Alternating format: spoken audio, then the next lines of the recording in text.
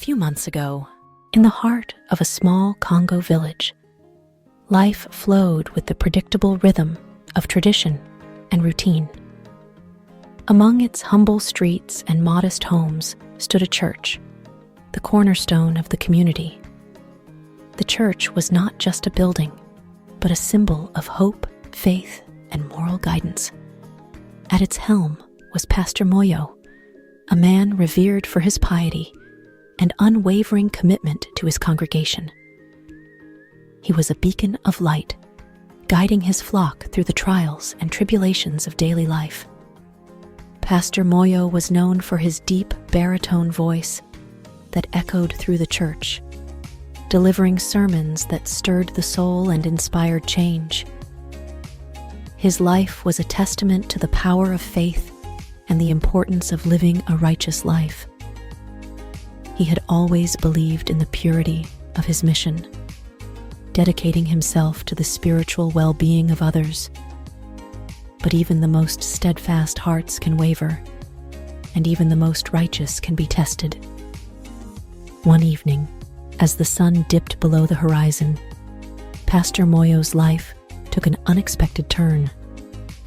He was walking home after visiting a sick parishioner when he heard a commotion in a thicket and decided to investigate. As Pastor Moyo approaches, he sees a group of rowdy young men harassing a young woman. He steps in, defends her, and the men run away. The young woman's name is Mona, well known in the village, not for her piety, but for her profession. Mona was a sex worker, shunned by the community. This act of kindness sparked an unexpected connection between them when their eyes met. She looked at him with a mixture of surprise and skepticism. Mona's eyes, despite her circumstances, held a depth of sorrow and longing that resonated with the pastor. After a couple of days, Pastor Moyo felt a strange compulsion to speak to Mona, to understand her story, strongly believing that she was more than the sum of her choices, more than the labels society had thrust upon her. He looked for her. Their first meeting was at a beautiful river. Mona shared her past, her dreams, and the circumstances that led her to her current life. The next encounter was at a cafe of a nearby town. Over the weeks, their encounters became more frequent. What began as brief exchanges grew into long conversations. Pastor Moyo listened, offering words of comfort and understanding. He saw in her a soul burdened by life's harshness, but still yearning for redemption and love.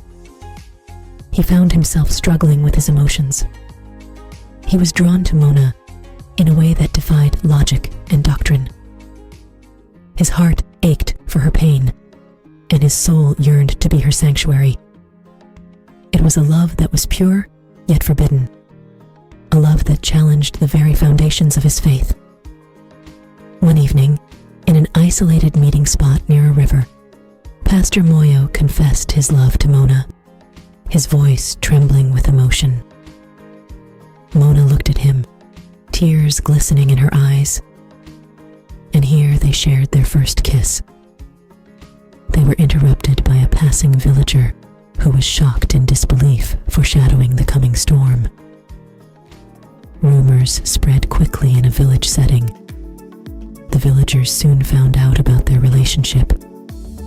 Whispered conversations and disapproving glances followed Pastor Moyo wherever he went.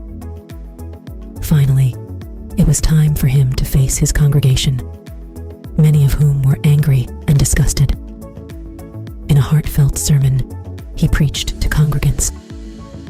He questioned the harsh judgments of society, his words stirring the hearts of many, but not all were convinced. The church elders summoned him, demanding an explanation and urging him to renounce his feelings. But Pastor Moyo stood firm, his love for Mona unwavering. The church elders stripped him of his pastoral duties, and the community that once revered him turned its back on him. Yet, Pastor Moyo felt a profound sense of relief and peace. He had chosen love over judgment, compassion over condemnation. Together, Pastor Moyo and Mona prepared to leave the village, seeking a place where they could build a life free from the shackles of prejudice. Behind them lay the comfort of tradition and the weight of societal expectations. Before them, an uncertain path illuminated only by the strength of their love. They relocated to a nearby village where they settled into their new life. Pastor Moyo learned that true faith is not about rigid adherence to doctrine, but about embracing the essence of love and compassion. And in Mona, he found not just a partner, but a kindred soul whose love transcended the boundaries of society's harsh judgments. Soon after, together with residents, they decide to renovate the local church, turning it into a community center that welcomes everyone, regardless of their past. Their efforts bring the village closer together, and their love story becomes an inspiration for others. Enough proof that the true face of love is brave and blind to the boundaries humans so often